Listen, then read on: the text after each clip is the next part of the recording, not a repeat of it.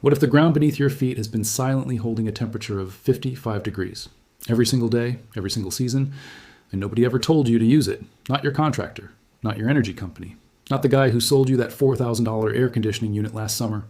There's a cooling system that costs around $300 to build, runs on less electricity than a single light bulb, and has been quietly working under farmhouses for 2 centuries. And the reason you've never heard of it has nothing to do with whether it works. Let's talk about what most people are doing right now. Every summer, millions of households crank up the air conditioning, watch the electricity meter spin, and pay bills that can run anywhere from $150 to $400 a month, depending on where they live. The central AC unit outside their window was designed in 1902, not for human comfort, but to control humidity in a printing factory. It hasn't fundamentally changed since. It compresses chemical refrigerant, forces air across cold coils, and dumps heat outside. It wears out in 15 to 20 years, costs thousands to replace, requires professional servicing, and uses refrigerants that have been quietly linked to environmental damage for decades. And every summer, you pay for all of that.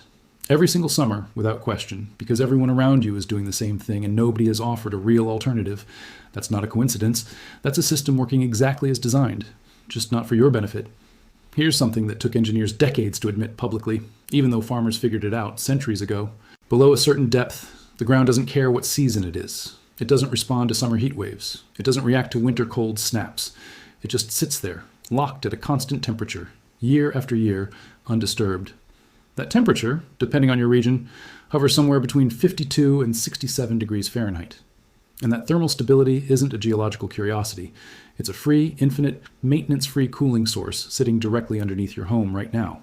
The question was never whether this works. The question was always who benefits when you don't know about it. In Holmes County, Ohio, there are farmhouses that have never had an air conditioning bill, not because the families living there are tough or Spartan, but because somewhere under those properties, clay pipes laid generations ago are doing something elegant and simple. Air enters from outside, travels underground through those buried pipes, and enters the house already cooled by the earth around it. The USDA documented this exact system in a manual published in 1903.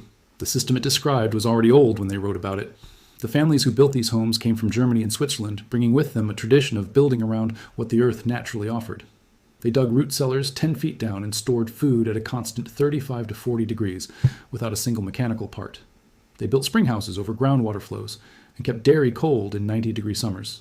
They paid attention to what the ground was already doing, and they built around it. That wasn't superstition. What makes this story stranger is where that European knowledge went next. Germany today leads the world in modern earth tube engineering. Austria mandates thermal analysis for large buildings. Switzerland ran a 15-year university study on buried pipe cooling systems and found 0 performance degradation across the entire monitoring period. 0. The same physics those farmers brought to Ohio 200 years ago became the backbone of modern European passive architecture. The knowledge survived, just not here. Here's why this actually works, and it's simpler than anyone makes it sound. Soil is dense. We're talking 100 to 125 pounds per cubic foot. Moving that mass even 1 degree takes enormous energy, roughly 20 to 30 BTUs per cubic foot. When summer heat bakes the surface, it starts traveling downward into the earth, but it moves slowly, very slowly. It takes 6 to 8 weeks for surface heat to penetrate just 6 feet deep. By the time that warmth arrives at depth, the season above has already shifted. The earth literally can't absorb heat fast enough to warm up. It stays cool. Think of it like a massive underground battery that stores cold. Not cold you manufactured, cold that was already there. A buried pipe connecting that underground temperature to your living space is just the path. Air traveling through 100 to 200 feet of earth-cooled pipe on a 95-degree day enters your home, somewhere between 65 and 75 degrees. No chemical process, no compression, no mechanical stress. Just physics that has been sitting under your lawn, completely unused since the day your house was built. Researchers measuring earth tube performance across 47 installations worldwide found an efficiency ratio nearly 8 times higher than a conventional air conditioner. Not slightly better, 8 times better. So why don't contractors mention this? Why isn't your architect suggesting it? The residential cooling market in the United States is worth $29 billion a year. The average homeowner, across equipment, installation, maintenance, and electricity, spends over $15,000 on cooling over the lifetime of a single HVAC system. Every alternative that actually works is money that never enters that pipeline. In 1930, a single line in a corporate engineering manual labeled earth contact cooling as suitable only for cellars and food storage. 1 sentence, and an entire category of knowledge was quietly removed from the conversation. The first model building codes, drafted in 1927, were shaped heavily by HVAC industry voices. Passive alternatives weren't explicitly forbidden. They simply didn't appear in the document. A generation of architects and engineers was trained in a world where these systems technically didn't exist, not because they failed, because they weren't in the textbook, and the textbook was written by people selling compressors. Here at Secret Lab, we've spent months tracking how this information moved, or rather, how it stopped moving, and the pattern is hard to ignore once you see it. This isn't theoretical. The Cambridge Public Library in Massachusetts has 42 earth tubes buried beneath it, and uses over 50% less energy than a comparable standard building. The Earth Ranger Center in Toronto runs 9 concrete tubes buried 10 feet deep, cooling incoming air by 18 degrees in summer and warming it by 36 in winter. A hospital in Vienna has been cooling critical care units with this method since 1994, over 30 years of continuous operation, with maintenance required every 5 to 7 years. These aren't pilot programs. They're functioning infrastructure that most of the general public has never heard a single word about. Now here's what this looks like for someone who already owns a house and isn't starting from scratch. You need a yard, even a narrow strip along a fence line, even a side yard. Start by digging a trench 6 feet deep. The run length should be between 100 and 200 feet for meaningful cooling.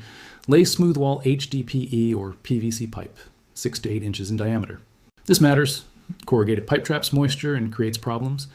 Bed the pipe in sand for better thermal contact with the surrounding soil. Slope everything at a 2% grade toward a drain point so condensation flows out and never pools inside the pipe. One end of the pipe comes above ground with a covered intake and a mesh screen to keep debris and small animals out. The other end connects through your basement wall or crawl space. At the interior end, fit an MV13 filter and an inline fan drawing between 50 and 80 watts. That's your entire system. On a hot summer day, what comes out the other end is air that has traveled through Earth sitting at 55 degrees. It arrives cooler and drier than outside air, with humidity dropping significantly due to condensation inside the pipe walls. For those in high humidity coastal climates, where moisture management becomes more complex, there's a smarter variant. Instead of moving air through the pipe, you circulate a closed loop of water and glycol, standard antifreeze, through the buried system. The liquid absorbs the Earth's temperature and passes through a small heat exchanger inside your home. Cool air comes out. Nothing wet ever enters your living space. No mold risk. And from a permitting standpoint, it uses standard plumbing fittings, which means it qualifies under existing plumbing provisions in most states without requiring any special HVAC permit. A few honest realities. In dry climates, Ohio, Pennsylvania, Colorado, Texas Hill Country, the Midwest, this system performs beautifully with minimal maintenance. In humid southern coastal climates, the air-through-pipe version requires more careful moisture management. The glycol loop variant solves most of those concerns. Also worth noting, pipe installation should include radon testing if you're in a radon-prone area, since drawing air through the ground in certain regions requires a mitigation filter at the intake. This isn't complicated, but it's worth checking your regional radon map before installation. The System Secret Lab has documented costs roughly $300 in materials and lasts between 50 and 100 years, compared to a conventional AC unit that averages 15 to 20 years before replacement. Every civilization that ever faced extreme heat arrived at the same answer independently. The Persians stored ice through 120-degree desert summers using underground chambers. The Romans ran cooling channels beneath their villas. Native peoples in the American Southwest built semi-subterranean homes for thousands of years. They didn't share blueprints. They just paid attention to what the Earth was already doing. So that knowledge didn't disappear because it stopped working. It disappeared because it stopped being profitable for someone else. The ground under your house is sitting at 55 degrees right now. It was sitting at 55 degrees when your grandfather was born. It will be sitting at 55 degrees long after every air conditioner ever manufactured has been hauled to a scrapyard. The Amish never forgot this. They just kept building. Now you know what they were building, and more importantly, why it works. Drop your state in the comments and tell me what you're paying for cooling this summer. Because what your grandparents used to keep food cold and what this system does to keep a home cool are the exact same physics. They just renamed it to make it sound complicated. It was never complicated. The Earth has been doing this for free for thousands of years. You just needed someone to point at the ground.